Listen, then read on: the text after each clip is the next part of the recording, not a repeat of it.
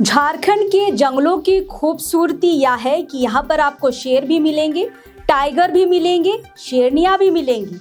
ठीक उसी प्रकार झारखंड की राजनीति में भी इन्हीं उपनामों से कई प्रत्याशी हैं जो इस बार चुनावी दंगल में उतरे हैं, यानी कि चुनाव लड़ रहे हैं, जिनके नाम के साथ हमेशा टाइगर जोड़ा जाता है, बब्बर शेर जोड़ा जाता है, शेरनी जोड़ा जाता है। तो ऐसे कुछ खास प्रत्याशी हैं जिनके बारे आज हम बातचीत करेंगे, क्योंकि कल परिणाम आने हैं और परिणाम के बाद लोग ये ज़रूर सोचने पर मजबूर हो जाएंगे कि अब इन उपनामों के साथ इनको पुकारे कि नहीं पुकारे, मतलब ये जीत हासिल करेंगे या इनको तगड़ी हार मिलेगी। फिलहाल उपनामों की अगर हम बात करें तो यहाँ पर कोल्हान टाइगर के नाम से चंपई सोरेन जाने जाते हैं। चंपई सोरेन का लंबा राजनीतिक सफर रहा है और लगातार जेएमएम से कई बार सरायकेला सीट से विधायक रहे हैं, लेकिन चुनाव से ठीक पहले बीजेपी में चले गए हैं। और हम आपको बता दें कि यहाँ पे जो उनके प्रतिद्वंदी है गणेश महाली, लगभग 3 बार उनसे चुनावी दंगल में मुलाकात हो चुकी है, यानी कि भिड़त हो चुकी है। ये तीसरी भिड़त अपने प्रतिद्वंदी के साथ कर रहे हैं, लेकिन हम आपको बता दें कि इस बार प्रत्याशी वही है, जनता भी वही है, लेकिन पार्टियां बदल गई है। यानी कि चंपई सोरेन जो है जेएमएम से बीजेपी चले गए हैं और गणेश महाली जो है वो बीजेपी से जेएमएम आ गए हैं। फिलहाल हम आपको बता दें कि कोल्हान टाइगर से चंपई सोरेन जाने जाते हैं। ये उपनाम हमेशा उनके लिए यूज़ किया जाता है, लेकिन मान लीजिए अगर कल के परिणाम में सरायकेला सीट से अगर चंपई सोरेन को हार मिलती है तो क्या ये उपनाम उनके लिए यूज़ किया जाएगा? क्योंकि हम आपको बता दें कि आंकड़े या फिर वहाँ के समीकरण ये बता रहे हैं कि साल 2014 के जो आंकड़े थे, जो जीत हार का समीकरण था, वो महज 1100 वोट का था। मतलब जेएमएम ने 1100 वोट से हार दी थी गणेश महाली को, यानी बीजेपी प्रत्याशी जो थे उस समय गणेश महाली, उनको 1100 वोट से हराया था।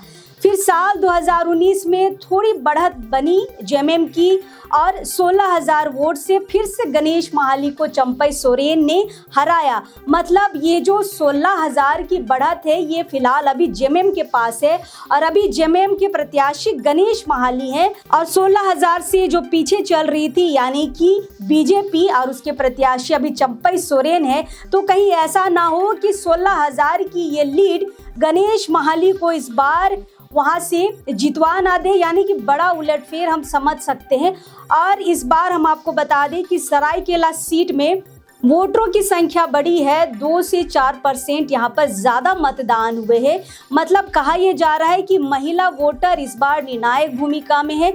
महिलाओं ने इस बार बढ़ चढ़ कर मतदान किया है और लोगों का ये कहना है कि ये सब सिर्फ मैया सम्मान योजना वाली महिलाएं हैं जिनके खाते में 1,000 रुपया आ रहे हैं। अगर महिलाएं इस तरीके से अगर जेएमएम को वोट दी हैं और गणेश महाली निकल गए और चंपई सोरेन इस सरायकेला सीट से हार जाते हैं तो हम फिर से वही सवाल करेंगे कि क्या कोल्हान टाइगर के नाम से इन्हें पुकारा जाएगा या फिर टाइगर की संख्या जिस तरीके से झारखंड में घट रही है, विलुप्ति के कगार में है, क्या चंपई सोरेन का ये उपनाम भी दब जाएगा, खत्म हो जाएगा? खैर, सवाल तो बहुत है। फिलहाल थोड़ा आगे बढ़ते हैं, हम बात करेंगे बब्बर शेर के उपनाम से जाने जाने वाले हेमंत सोरेन का, जो इस बार बरहेट से अपने प्रतिद्वंदी गमालियन हेम्ब्रोम को हराने में लगे हुए हैं। लगभग लोग ये कह रहे हैं कि इस बार सीट भी हेमंत सोरेन निकाल के ले जाएंगे। तो फिर से हम ये कहना चाहेंगे कि क्या ये बब्बर शेर वाला जो उपनाम है ये हेमंत सोरेन के साथ रहेगा? और इसलिए भी रहेगा क्योंकि ये सीट उनके खाते में जाती हुई हमें दिख रही है और गमालियन हेम्ब्रोम यहाँ से हारते हुए दिख रहे हैं। फिलहाल परिणाम कल है, पता चलेगा, लेकिन उपनामों की हम बात कर रहे हैं तो थोड़ा सा हम आगे बढ़ेंगे और फिलहाल शेरनी का यहाँ पर जिक्र करना चाहेंगे। कल्पना मुर्मू सोरेन को लोग झारखंड की शेरनी कहते हैं। मतलब जब से उनका झारखंड की राजनीति में आना हुआ है, जब से वो यहाँ पर हेमंत सोरेन के जेल जाने के बाद राजनीति संभाल रही है, जेएमएम को संभाल रही है, उनको झारखंड की शेरनी की उपाधि से नवाजा गया है। और कहीं पर भी लोग उनको जब देखते हैं तो कहते हैं कि भाई शेरनी है और गजब का दहाड़ती है। लोग उनको देखने के लिए लंबी कतारें यहाँ पर लगती है, मतलब गजब का उत्साह और गजब की भीड़ चुनाव के रैलियों में आप देख चुके हैं। फिलहाल हम आपको बता दें कि उपचुनाव में बीजेपी ने अच्छी टक्कर कल्पना सोरेन को दी थी। ज़्यादा वोट का अंतर नहीं था बीजेपी और जेएमएम के बीच, और थोड़े अंतर से ही कल्पना सोरेन यहाँ पर उपचुनाव में जीती थी। इस बार मुनिया देवी जो हैं, इस बार बीजेपी से कल्पना सोरेन को टक्कर दे रही हैं। तो कहा यह जा रहा है कि भाई इस बार भी टकराव जबरदस्त होगा, मुनिया देवी बढ़िया टक्कर दे रही है। अगर यहाँ से जीत के निकलती हैं मुनिया देवी, तो क्या ये जो उपनाम, ये उपाधि जो दी गई है झारखंड की शेरनी का, कल्पना मुर्मू सोरेन का, ये वही रहेगा या खत्म कर दिया जाएगा? फिलहाल लोग ये कह रहे हैं कि यहाँ पर कल्पना सोरेन मजबूत स्थिति में दिख रही है। अंतराल चाहे जो भी हो, कल्पना सोरेन की जीत यहाँ पर निश्चित है, मतलब गांडे विधानसभा से। चलिए बात करते हैं टाइगर के नाम से विख्यात जयराम महतो की। उनकी रैलियों में चले जाइए, उनके समर्थकों से बात करिए, या टीवी चैनलों या यूट्यूब चैनलों में उनके भाषणों को आप देखिए, हमेशा उनके नाम से पहले टाइगर जोड़ा जाता है। टाइटल में भी लिखा जाता है कि टाइगर ने दहाड़ा, टाइगर ने गरजा। और इस तरीके से टाइगर इस बार 2 विधानसभा में अपनी उम्मीदवारी दे रहे हैं। पहला है बेरमो और दूसरा है डुमरी। फिलहाल बेरमो की लोग ज़्यादा चर्चा नहीं कर रहे हैं, लेकिन डुमरी में इनका सीधा मुकाबला जेएमएम प्रत्याशी बेबी देवी को माना जा रहा है। हम आपको बता दें कि बेबी देवी के जो पति है, यानी कि स्वर्गीय जगन्नाथ महतो, उनको भी टाइगर के नाम से जाना जाता था। आज भी उनके गुजर जाने के बाद भी लोग उनको टाइगर के नाम से ही जानते हैं।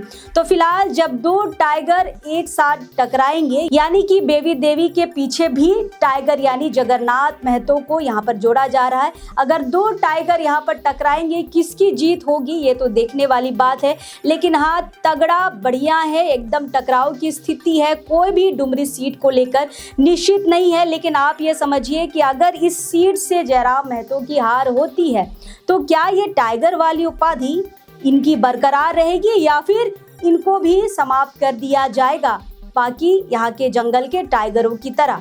फिलहाल आगे बढ़ते हैं और बात करते हैं पूजा महतो की। यहाँ पर कोलांचल का शेरनी कहा जाता है पूजा महतो को। जेल कैंप की गोमिया से प्रत्याशी हैं।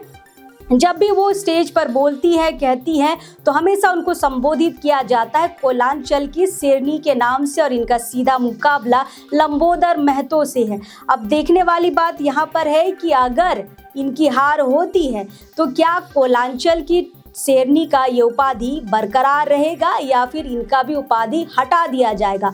फिलहाल इतने सारे उपनामों के प्रत्याशी इस बार चुनावी दंगल में है। किन की उपाधि बचेगी, किन की जाएगी, ये तो कल के बाद पता चलेगा ही। लेकिन ये जो प्रत्याशी हैं हमेशा उपनामों के साथ जाने जाते हैं।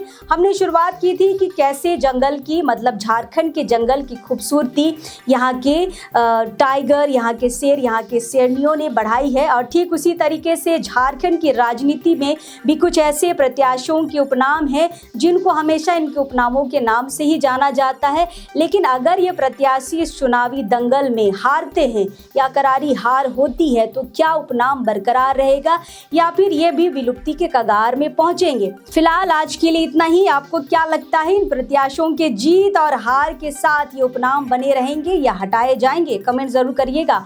फिलहाल दूसरे वीडियो में मुलाकात होगी। अब इस वक्त के लिए जोहार रहेगा।